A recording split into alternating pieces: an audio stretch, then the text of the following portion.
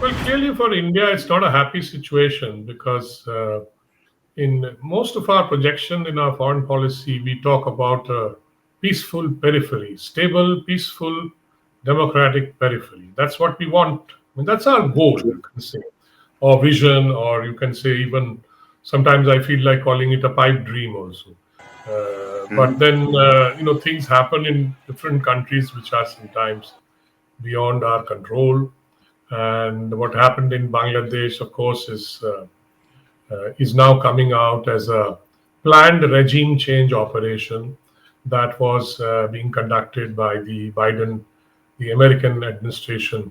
Sheikh Hasinaর চামড়া উঠিয়ে দেব আমরা জবাব চাই জবাব দাও জবাব চাই জবাব দাও আমার বোনকে মরতে হলো কেন হাসিনা সরকার জবাব চাই জবাব দাও জবাব চাই জবাব দাও President Biden is now in his twilight months. He will be handing over the reins of power to President Trump.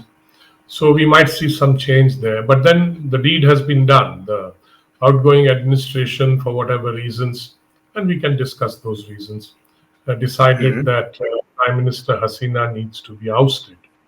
So they conducted this regime change operation and have succeeded. And now there is an administration that is there which is struggling to manage the country for various reasons. And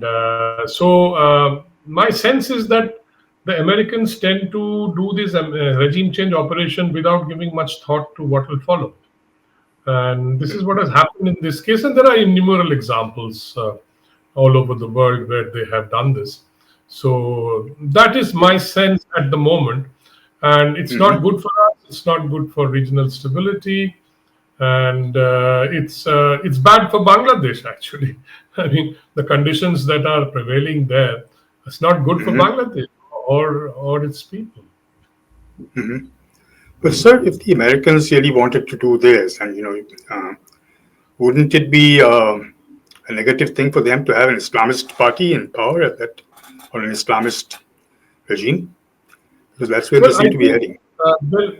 there is one thing that not many people tend to know or care to know is that the Americans have been very close to the Islamist parties, particularly Mhm. the Jamaat-e-Islami, which was, as you know, a collaborator of the Pakistan army during 1971 and committed horrible atrocities on the Bangladeshi people. But then then they were all together in it. No? Americans, Pakistanis, and the Jamaatis. China too was siding with Pakistan at that time. So they have Mhm. a long history of linkage with the Jamaat-e-Islami, and they have always sort of justified it by saying that it is better to deal with the Jamaat-e-Islami as an overground outfit and party or organization rather than drive it underground. That was their argument and continues to be. Mhm. So they have links with the Jamaatis and the and other Islamists for a very long Mhm. time.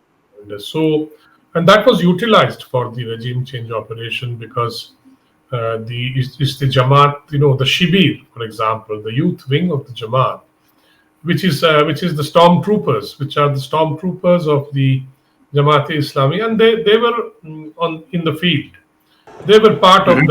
they took over the students' agitation, which was genuine to begin with, but later on, basically, was taken over by as per the planned operation, was taken over by the Mhm. Jamaatis and other Islamists, including BNP, the opposition party, but not so much BNP. I would say it was mainly the Islamists who took over that agitation. Mhm. Sir, how credible do you think these reports are of, let's say, the BNP actually pushing for elections and the administration holding back? Well, you see, there are two positions here. The BNP has realized that this is a good opportunity for them to return to power because the Awami League is being hit from all ends. Their leaders have fled. Mhm. Hasina has also fled, and many of them are in India. So they think that Awami League is kind of leaderless and will be disorganized because they're trying to save their lives rather than anything else. So this is a good opportunity for the BNP to come back to power, with or without the Islamists. So that's why they are pushing for early elections. Whereas the ideological attitude of the interim government, which basically reflects the ideological attitude of the students leaders who have taken over basically the management, and it is their writ that is running in Bangladesh.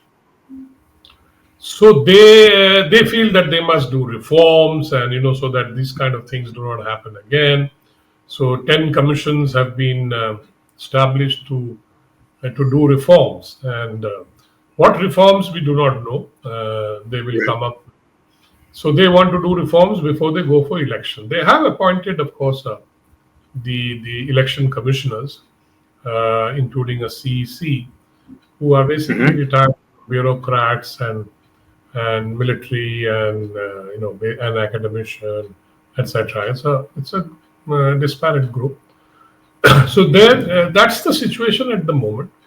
Apart from all the violence and the attacks on the minorities that are still going on, so that has vitiated the atmosphere. It has vitiated the ties with India also. So that is the situation at the moment.